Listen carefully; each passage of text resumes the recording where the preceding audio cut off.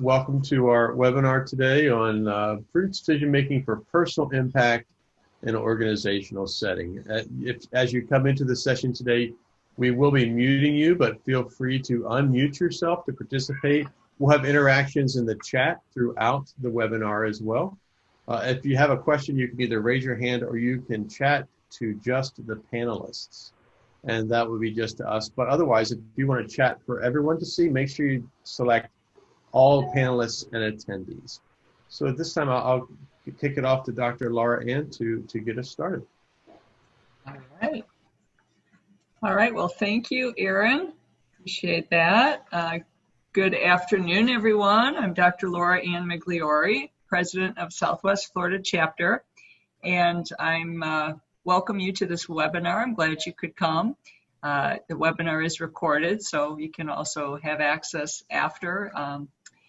I have with me my colleague. He's with Health. He represents Healthy Mind Express, Dr. Eric Bean. So I want to acknowledge his presence here.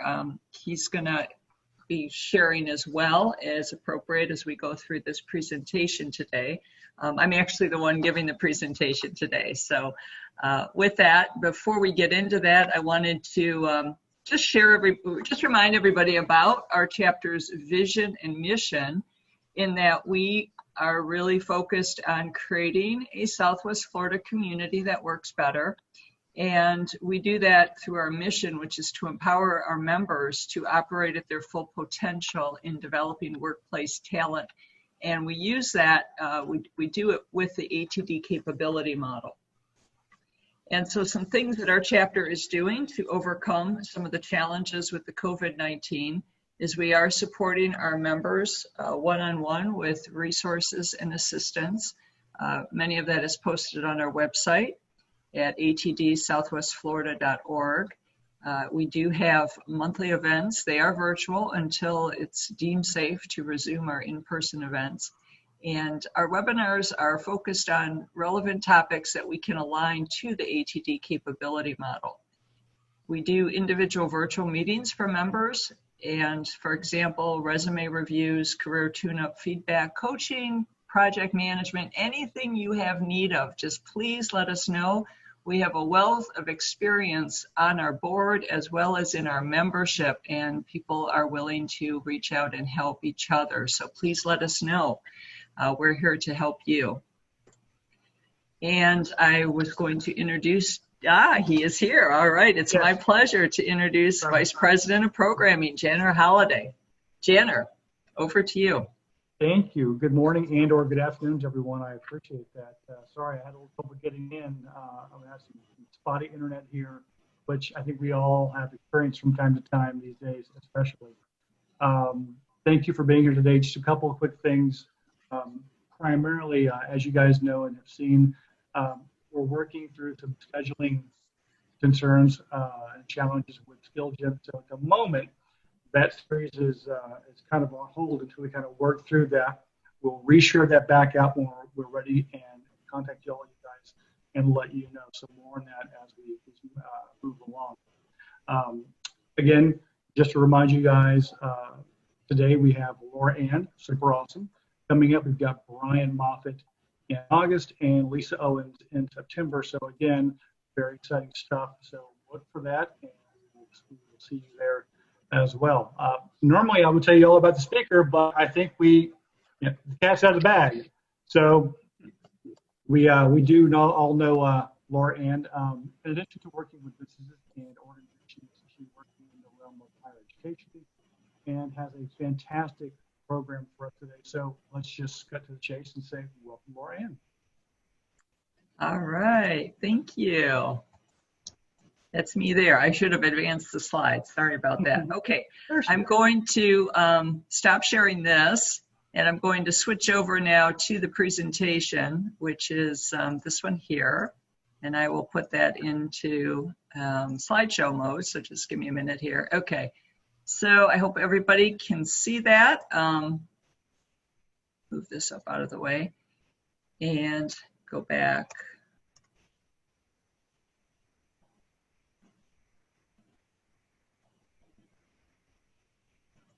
Okay. All right, a little bit of movement here. All right, so today's topic is decision-making models for personal impact to organizational strategy. One of the models that we have for this is based on one of my favorite leaders of the past history, is President Theodore Roosevelt, who has coined the term, do what you can with what you have and where you are at. I love that term because it basically means there's really, it takes away the excuse of doing nothing. It's really taking an assessment of where you, what you can do with what you have and where you are at, and we'll kind of show how that fits in. So I want to thank everybody that is here in attendance at today's presentation, and those of you that have opportunity to win a 3-book set of Prudent Leadership, authored by myself and my colleague, Dr. Eric Bean, who is with us today. And so I want to encourage your active participation in today's webinar. You can share as we go into some of the interactive activities that we have planned today, as well as the chat. Please share there as well. But to win the 3-book set, all you have to do is, after this webinar is completed, and sometime before the end of this week, which is Friday, July 31st, write a paragraph, and that is 5 to 7 sentences. So we are looking for something that has some content to it. But in the paragraph, describe your interpretation of prudent decision-making for impact in an organizational setting. And then send that paragraph. After you send your paragraph, just go ahead and like these social media pages. The link is there with the URL. And then Dr. Eric Bean and I are going to collaborate. We're going to choose the top 3 paragraphs that best describes interpretation of prudent decision-making for personal impact in an organizational setting. The 3-book set will be mailed to the address that you provide in your email.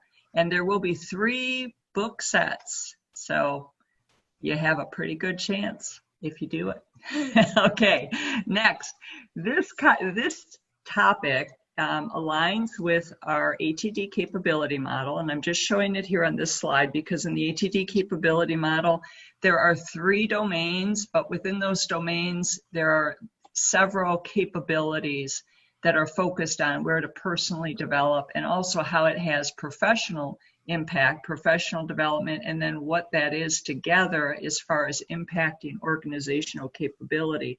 Now, specifically, this topic, which is decision making, fits into number 2 capability for building personal capability. It involves emotional intelligence and decision making.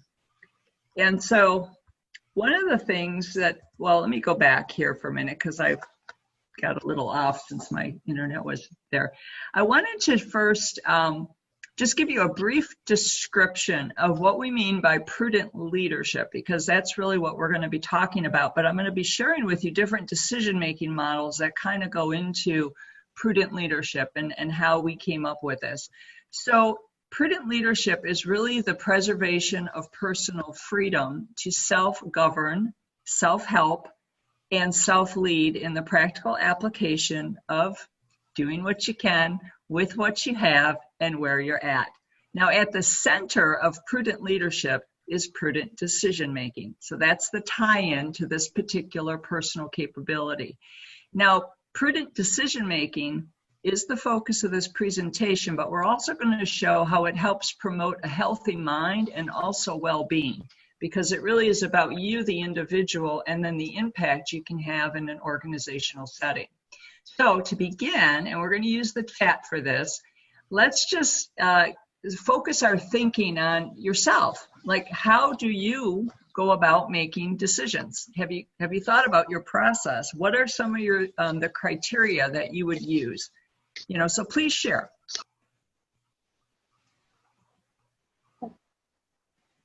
And be sure to unmute your mic too. So you might have your mic on or mic off and then we can't hear you. But you can also share in the chat, and Erin's gonna share that as well. So whichever you feel more comfortable with, you can share it verbally or in the chat room.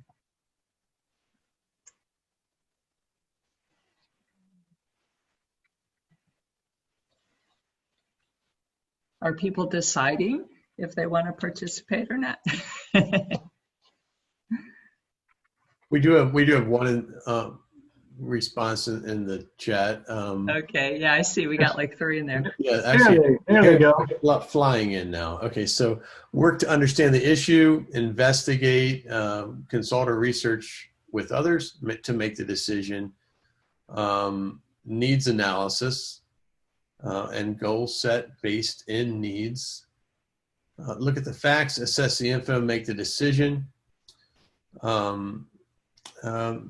And then someone said very data driven these days, as well as of mindful impact through influence. So a lot of comments about reviewing existing data or identifying needs before we plan.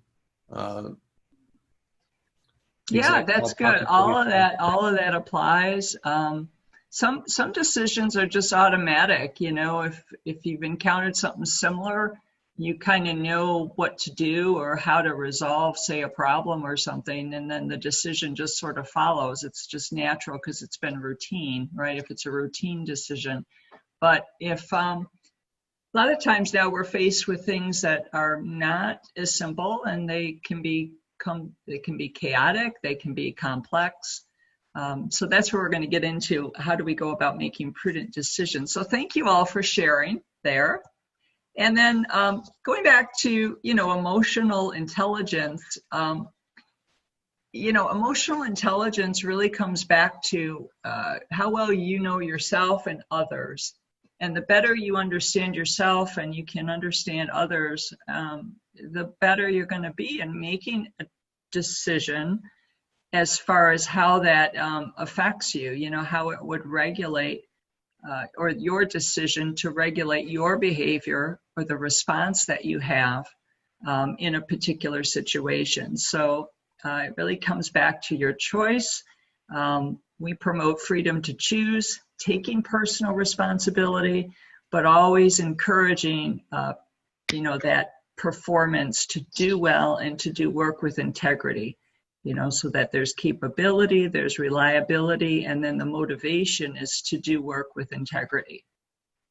And we say that is prudent. Now, with prudent decision-making, I want to share with you how Migliore and Bean have defined it.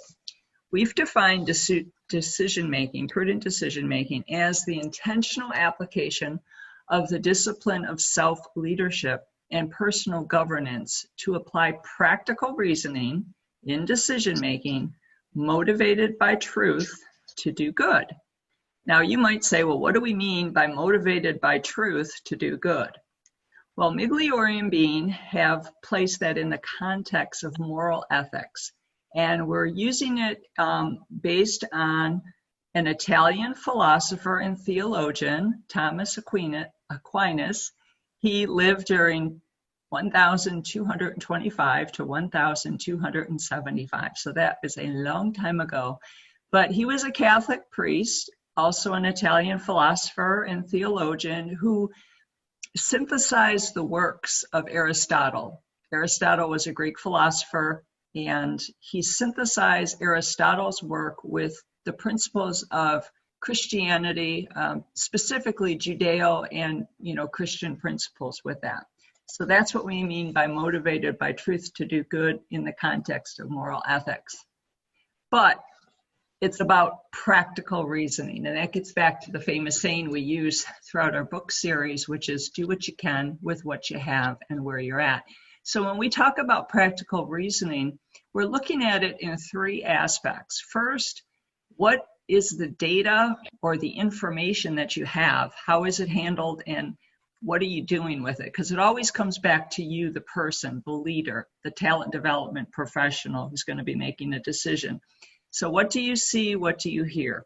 Logic and rationale is how do you make sense of what you're seeing and what you're hearing? And then, of course, having it anchored to core beliefs and values.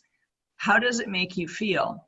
And the reason we ask how does it make you feel? Because we all have values and beliefs. Well, whether you know what those are or not, that's part of self-discovery. That's part of developing emotional intelligence, is to understand self and others. because everybody has something, but not everybody can always articulate what those are, or maybe even recognize how those values and beliefs play out in their decision making. But it will make you feel either good or not so good, depending on what's going on in your cognition. And so that's why we say, you know, how does it make you feel? There is a theory on cognitive dissonance, which is one of my favorite theories. I've got several that I like. That one in particular helps explain that uncomfortable feeling when something doesn't align with what you believe and how you and your value system. And so it's that place where you're faced with a decision that I'm either going to stand my ground because I know what's right and I know what I believe, and no, I'm just not going to do that, or you're going to be able, with new information or clarification, maybe you're able to reframe it in a way that it makes sense or it's acceptable, and then it removes that dissonance. But one or two things are going to happen. Either you're going to be able to reframe it so it makes sense, stand your ground, you know, because that dissonance is there, and that's what gives you the uncomfortable feeling. So you're going to either, you know, find a way to make it work, or you're not, but you're not going to stay in a state of dissonance because it just doesn't feel good.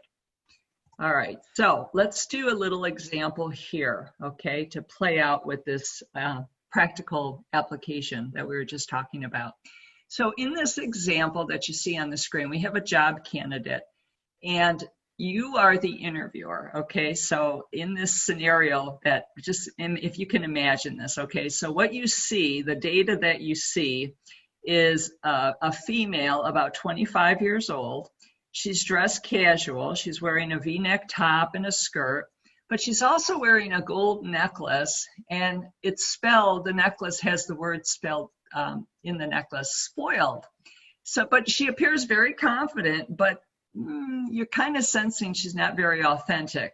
Some of the things that you hear, the data that you're hearing verbally, is and things that she's doing, maybe a nervous twitch, but you keep hearing the sound of a clicking pen, click, click, click, click, click.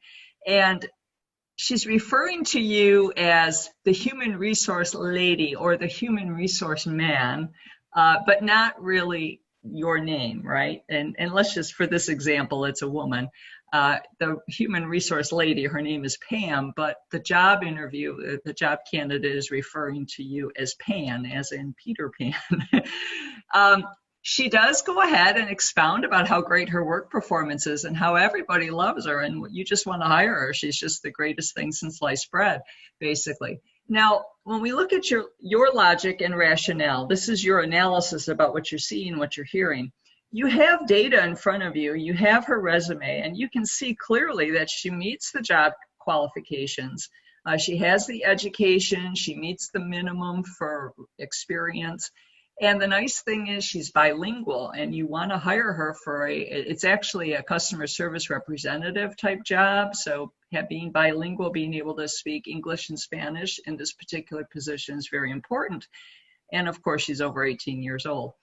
But what you feel, this gets back to your values and beliefs, there's some dissonance going on because you're not feeling good. You have a sense of irritation. There's an uncomfortable feeling inside. So just from this, I mean, maybe you have some examples that this is triggering in your own experience when you've interviewed somebody for a job or something similar, but who would like to share in this context? And feel free, you can verbalize or you can put it in the chat, whichever is more comfortable for you.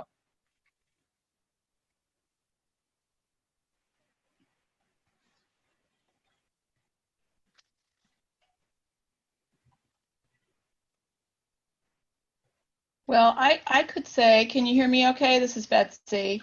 Hi, Betsy. Yes, I can hear you fine. Hi. Yeah, I totally would feel the dissonance, that's for sure, especially with the necklace. But on the other hand, I just feel like we need a lot more information here. One thing that makes me a little nervous is the bilingual, coming from a linguistic background as I do, and she provides examples of welcome phrases and questions. I would dig into that a little deeper.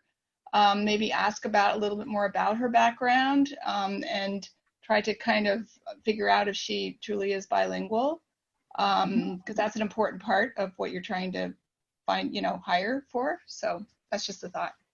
Yeah. Yeah, absolutely. Yeah, I agree. I mean, on the surface, you see like some red flags come up, but yeah, going into exploring it a little bit more to get clarification is always good before making a final decision.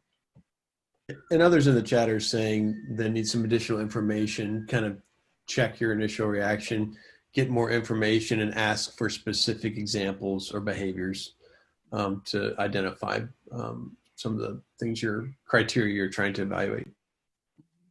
Exactly. But you can kind of see the cognition that's at work, right? You're seeing things, you're hearing things, and you're feeling things. So this is exactly what we're talking about in terms of how this is affecting you on a personal level for your prudent decision making and what that means in an organizational setting. All right, so this slide here sort of just shows it in a different way. We illustrate just basically two realms of thought here. And this is something that seems to be quite prevalent in a postmodernism where everybody has a personal truth and it's valid. But at some point, it's like where those evidence-based truth, facts, matters come into play and separate that from just personal preference, opinions, and things like that. So the intersection of these two things, and there's a fancy word in philosophy, epistemological. It's the justification of one and what is truth and how do you know what truth is. So I just like to refer to it as personal truth. But personal truth and the point of intersection with evidence-based management, which is actual facts and just things that can be quantified, things that have happened that are factual. In that intersection is perspective. And what's going to play out is your values and beliefs. So the way that you handle data and information is going to be on your purview, how you see it, how you hear it, how it's making you feel. You're going to have that going on in cognition. The affective part of cognition is your emotion. It's going to be affecting how you feel. And then, of course, that's going to influence your logic and rationale in terms of how you're going about analyzing it to come to that place where you make a decision. And this is one of the things Migliore and Bean, we give different examples, various examples in our books as to how one person's prudence can be another's provocation. And it really comes back to differences in values and beliefs and how it's interpreted and how it's applied. So I want to share with you some decision-making models that are in the scholarly literature as well as just research that's been done, but that's been used in practice in different organizational settings. And these, of course, have informed the work that Migliore and Bean have done. So when I look at this model, I want to say Seinfeld because that's just how it looks to me. It's actually a Welsh word, and it's pronounced Cynefin, K-U-N-E-V-I-N. It means multiple factors. This particular model was developed by Snowden and Boone, and it's very useful to manage and to make decisions in turbulent and uncertain environments. The kind of environment we're all facing right now with a global pandemic and some external pressures with riots and protesting and things like that, and just how that affects business and what that means in terms of leadership and decisions that you want to make to, make sure assets are protected within the organization, employees are safe, and there's a response. So this Cynefin model is good for that. It's a nice way to help organize your thoughts and work through it. And I'm going to show you a little bit how that works. Evidence-based management models are really useful and I always encourage using multiple perspectives because evidence-based management models can be ineffective if they're in a very narrow scope, like you only use one model.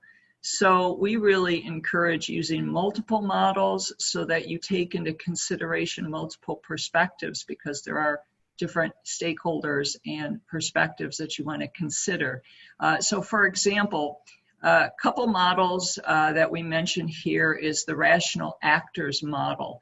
That basically is a model that gets into that the players that are in the situation are acting on the motivation that they're being rational.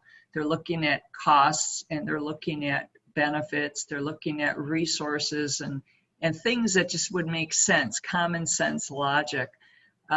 But sometimes that's not always the case. There's other factors at work that are influencing the motivation to do something. So that's where you could look at process-oriented or routine practices. There's models that take that as the assumption that the lens you're going to use in your decision-making is going to be based on, well, what have they done in the past and the processes that were used. And then there's the political model, which takes into consideration what are the motivations of politics and the leader and how that's affecting the different levels at national, organizational, and the personal level. So evidence-based management models are very good, but I recommend, as cited by, and I don't know how to say his last name, but we have all the references in the back. I encourage you to take a look at that because it is quite interesting and you can get a lot more detail on this, but really focused on getting a multiple perspective in evidence-based management. Then there is what's called the OODA loop model, and this one is really interesting because it was developed by Colonel John Boyd. It's military oriented and it focuses on how to achieve a competitive advantage over your opponent. So this particular model is good for military strategy, but it also is used in marketing and sales when you're really focused on how do we increase our market share and decisions that we need to make in order to gain market share when we're in a very competitive marketplace. So, but this model considers things like cultural traditions of values and also recognizes that genetics play a place too, and using that to analyze and synthesize new information from data to orientate, and that's the key, and I'll show you in the slides that follow. How you orientate is going to be very important to how you perceive things and then how that influences your decision making. And then of course, we use all of that. So I share these models because these are the things that Migliore and Bean have used in developing the prudent leadership model. We take all of that into the context of personal governance of self, so that it fosters authenticity, you as a leader, talent development leader, and your personal freedom to make the choice to regulate your behaviors, your lifestyle, and how you choose to respond to things.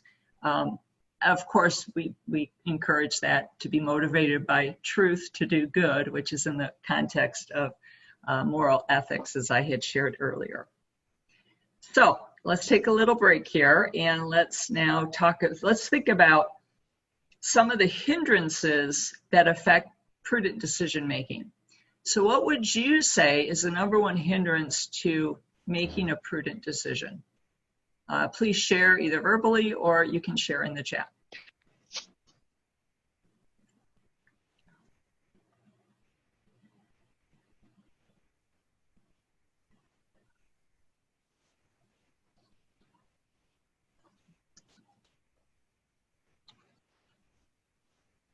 Someone said emergencies, LauraAnn, time pressure, or not enough data. Yes, that's very true.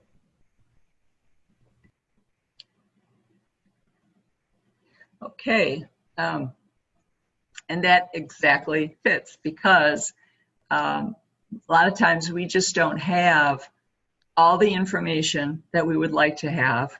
We may not have all the resources. There may be limitations, right? And we only know what we know. We don't know what we don't know. And that kind of goes back to another theory which is called bounded rationality. It was developed by Simon in 1947, but it basically says just that our decision making is bounded by the rationality of our thinking, our capacity to think, and the available information to us at any given time, and the resources or the limitations of that particular given situation or problem. So going back to Cynefin model, I'm trying to say that correctly, this is basically how it looks. This is a good one for situations that are chaotic and complex. And what is recommended, and it flows in this order. So you have at the center disorder, something that's just out of order. And the first thing as a leader, yourself personally, is you have to take action. You got to do something, because it's like, what can you do that's practical? You know, many times, like, for example, there's a tragedy, something happens, gunfire or an accident on the road, you know, somebody has a severed leg. The first thing is stop the bleed, you know, apply a tourniquet, just stop the bleed. That's like the most important thing to do. And then you try to make sense. You try to get a place where you can make sense and then respond appropriately until you can move to the next place, which things can be very complex, but at least you're probing to get more information. You're looking for help. You're making sense of that, and then you're responding. The key is that probing is the key. And then it can go to it still can be complex and complicated, but you're still making sense of it. You're analyzing, you're responding. And eventually to the place where sense can be made so that it can be categorized and then responded to in a very simplistic way, because it's easy to categorize. So for example, simple situations where, you know, there's an issue with, say, your wiring at home. You know, I mean, you know that you don't want to stick your finger in a light socket, right? You don't want to stick a metal object in there. That's pretty simple. That's pretty routine. You just don't do that. That's a decision you don't do. But if you don't have wiring skills, call an electrician, right? That's the decision. Call an electrician to come and fix the electricity. That's a simple thing. And in business, likewise, there are just things that go back to the process, where it can be process oriented, turned into a routine. But that's what we have, that's what we know. But when change happens, like COVID, a global pandemic, it was chaotic for many businesses. There was a need to really make sense of how do we respond to this. So this is a good model to read more about and actually see how it can be useful in making decisions. Evidence-based management, I did cover these three things about the rational actor model, organization process, and government politics. And as I said earlier, it's best used when multiple perspectives are needed. And usually in today's business problems and the development of people and things to respond to today's business problems, multiple perspectives are needed. So it's always good to take a look from, you know, what is the practical, rational side, but then understand that the phenomena that's going on may not just be rational things that a rational common sense would be. It could be something much deeper, you know, that's motivating a deeper thing, like what we're seeing with the riots and we're seeing with all the protests that go with the riots and things like that. So these are things we want to take into consideration because of the complexity. But going back to that previous model, that's where you probe and you sense and you analyze so that you're in a position where you're doing what you can with what you have and where you're at, but you're not being too quick. You know, there's that fine balance. You don't want to be too quick, but you want to be timely.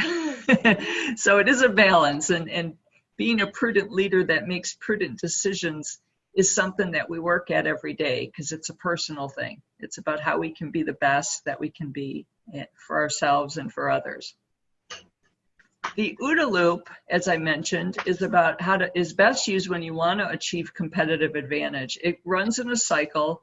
You start with an observation. You then orientate yourself to what is going on, what is most important that you should orientate to, you make a decision, and then you act on that decision. Reflecting is a very important part of learning, because as you can self-reflect, you can see things. You'll learn about yourself, you'll learn about others or your opponent in this particular model. But the key with reflection goes to orientation, because here's the thing. You know, we ask the question, is it the person who makes the faster decision that wins? Yes, but not always, right? Because if you make the wrong decision, it doesn't matter how fast you made it, it can just dig your hole deeper and quicker. Now, what about so when we ask the question then, the person who learns quickly can make better decisions. It's true, right? But learning and applying that learning means you're orientating to the right thing, the right observation, so that you can process new information correctly. And then if you do it correctly, then you focus on the speed, right? So I love this model. I mean, it's complex and dynamic at the same time, because there's a lot of things going on, especially when you consider cultural dynamics, you know, genetics that are at work and the people that are there, the heritage, the rich history, if there's a rich history there, past experiences, values and beliefs. All of this comes down to an individual level with several players, and this is what makes decision-making a unique phenomena when we consider these things. Now, I want to share with you the prudent leadership model, which takes all these things into consideration, but takes it down to just the most finite area of ourselves, because we're made up of atoms, right? So we use the prudence atom to look at values and beliefs, literally being the nucleus of the prudence atom. And one of my 3 favorite theories, Maslow's hierarchy of needs theory, the conservation of resource theory, and self-leadership. So when I synthesize those 3 together, I see values and beliefs, because what you need and the importance of the hierarchy of what you need is going to be influenced by what your value system is and what you believe about your situation. Conservation of resource theory is a great way to explain how we go about attracting, developing, and retaining resources. And it's not just human resources, it's resources for ourselves on a personal level. And when we look at that, and we can look at it from our personal perspective, but we can also apply that at an organizational perspective as well.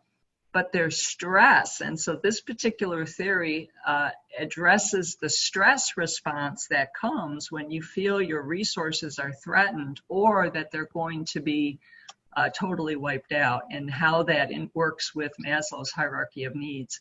And then, of course, self-leadership is really about your personal governance, how you self-regulate yourself and what you do to achieve your personal goals. And how that relates to your professional goals and, of course, impact to the organization. So pretty much simply put is, looking at what do I need now? What are those personal resources that I want to attract, develop, and retain? And what are the outcomes that I desire? And so those things help explain how this works. But then there's another wild card, okay? This is where it's the phenomena of how you perceive risk and what your risk tolerance is, because your risk tolerance is going to impact your decision making and how you perceive that. So this really does come down to a very individual level as far as how we go about making prudent decisions, and why one person's prudence can be another person's provocation. So, scenario 1, okay? Let's explore this particular situation, if you will. Let's put ourselves in a business situation where the work environment that we work in is very competitive. And the job that we're in, we're salespeople, okay? We're selling financial services within a very large financial institution. So the work environment mood is sell, sell, sell. There is an urgency to sell. and you're competing with your coworkers, and the culture is such that it's competitive. You're looking to outperform each other. And in the process of time, and this culture has turned the word honesty into something else than what is the common meaning. It's kind of that epistemological justification of personal truth that says, you know what, I have to make an honest living. I will be honest in my endeavor to do whatever I have to do to sell, even if it means creating bogus customer accounts and then rationalizing it. Let's see how we can make this fit the present value of money for a potential future event. I'm just throwing that out there as an example. So what would you do? What would you do? And we have a poll. Okay, so I know Aaron's, go ahead and just respond. You can select more than one. It's a multiple choice.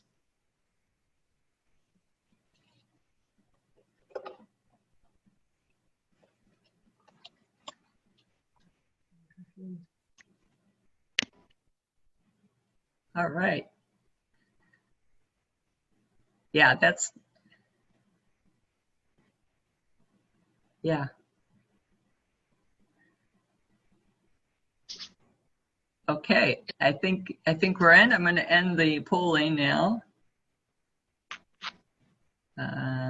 Okay, great. Thank you, Aaron. Yeah, so can everyone see that on their screen? We have one that said reframe perspectives to meet sales quota, including creation of bogus customer accounts. You know what? And that could be applicable. Again, there's a lot that can be said. Sometimes you create a dummy account because you got to make the system work in a certain way. But then at the end of the day, it's like, how is it really being accounted for, right? So that could be justified depending on all the details that go with that. And then refuse to create bogus customer accounts. Yes, that is true. Report the workplace practices, whistleblower hotline, yes, and look for a new job. Well, they all can be correct, and there's no wrong answers to this. It really depends on the information and then what the outcome, intended outcome and actual outcome is.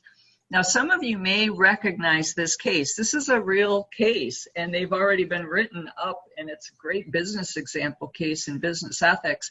This is Wells Fargo. Wells Fargo had over 5,000 employees that were had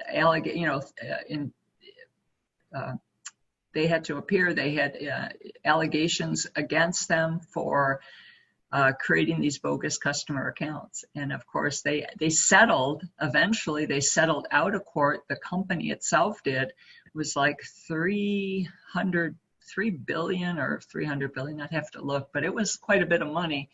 And it really goes to show how powerful culture is, right?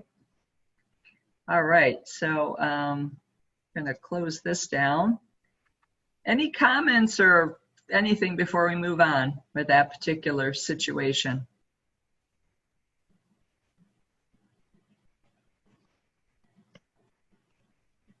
Okay. Anything new there to share, Aaron, with the chat? It was just some public trust was lost with the company. Incentives can drive people to do the wrong thing. Those are the comments that stand out. Yeah, yeah. All right. Okay, I'm trying to advance my slide. There we go. Okay. So what I want to share with you is some resources. We have the Prudent Leadership website. This helps people improve personal governance to make prudent decisions. And then Healthy Mind Express, which helps people understand mental health for our new era and improve decision making. And I am wondering, is my colleague, Dr. Eric Bean, there? I am, LauraAnn. How are you? I'm good. You've been a little quiet, but I wanted to give you an opportunity to share something here in regards to the content that was presented.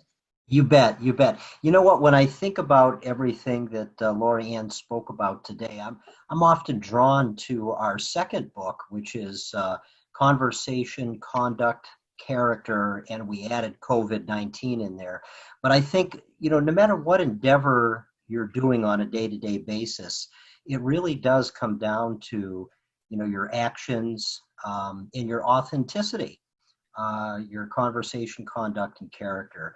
So I think we're all walking that fine line on a daily basis of cognitive dissonance, where we have to make decisions, and whether or not those decisions go against the personal grain of our personal values. And, it's one thing, to take a leap and, make critical decisions that might be just a little bit outside of our boundaries. That's okay. But, living with other decisions that might not be as authentic or compromise our values, I think that's what puts people at odds. So I think I just wanted to add that as a final comment. But great information today. Great. Well, thank you for sharing, Dr. Bean. I appreciate that. In the presentation is the reference list. So these are the references. And if you want to learn more about the OODA loop or some of these decision-making models, I can send this out to the participants in terms of the reference list. And I welcome any follow-up questions that you may have. Feel free to reach out to me, Dr. LauraAnn@gmail.com. Happy to keep the conversation going. I'm fascinated by just the phenomena of decision-making and all the complexities that go into it, especially with, of course, advancing technology and algorithms that are now being used to make decisions for us. So that opens up a whole nother discussion. We'll save that for another time. I do want to remind you about the opportunity to win your 3-book set. So write your paragraph, 5 to 7 sentences, and be sure to describe your interpretation. Be specific. Your interpretation of prudent decision-making for personal impact in an organizational setting. Send it to Dr. Bean at profbean@gmail.com. And be sure to include your mailing address and phone number. Do that by July 31st. And then be sure to like our 2 social media pages on LinkedIn and Facebook for Prudent Leadership. And then we will select the top 3 paragraphs, and we will send out the 3-book set. It will be mailed to you by August 31st. Thank you so much for coming. This is Dr. LauraAnn Migliore from North Fort Myers, coming at you virtually, and I appreciate your attendance here. So please feel free, check out the website, prudentleadership.com. Feel free to stay in contact with me. I'm at drlauraann@gmail.com. Thank you so much. Is there any other last comments before we close? Comments, questions?